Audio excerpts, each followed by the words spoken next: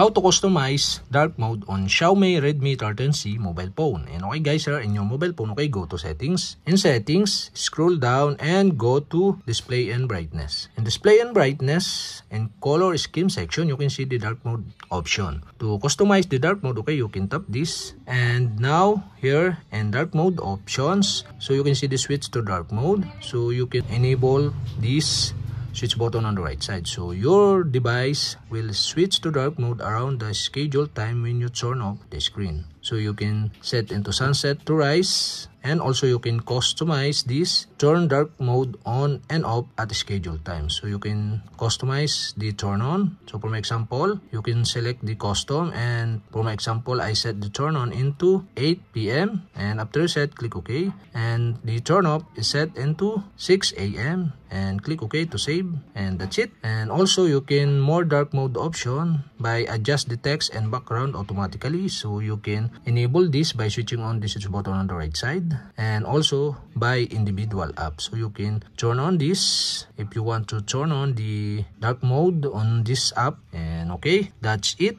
We have successfully customized the dark mode on Xiaomi Redmi 13C mobile phone.